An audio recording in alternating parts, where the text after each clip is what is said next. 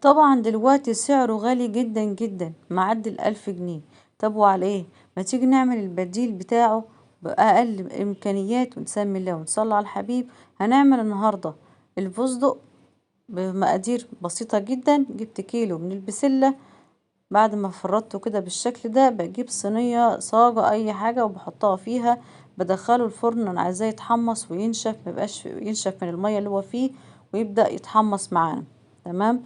بعد ما بدخله الفرن بقى بالشكل اللي انتوا هتشوفوه دلوقتي ده البسلة بعد ما خلاص نشفت في الفرن وبقت بالطريقة دي. بجيب بقى الكبة بتاعتي او مفرمة اي حاجة، ان شاء حتى بتاعتي التوابل اي حاجة، بفرم فيها البسلة ديت. انا عايزاها ناعم جدا. تمام. بعد ما فرمتها للأسف المقطع بتاع بعد ما اتفرمت اتحذف مني وانا بمنتج، بس انا هجيبها لكم في الاخر بعد ما اتفرمت مع حاجة تانية انا هفرمها. هنشوف كل ده في الاخر. هفرمها كويس جدا.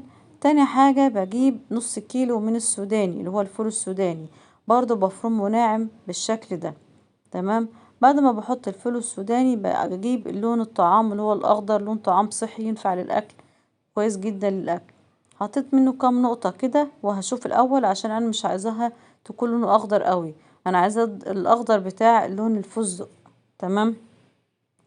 وكمان جبت روح الفستق اللي هي الريحة بتاعة الفستق، اسمها روح الفستق، بيجي من عند محلات مستلزمات الحلويات. هفرمها برضو ناعم كويس جدا.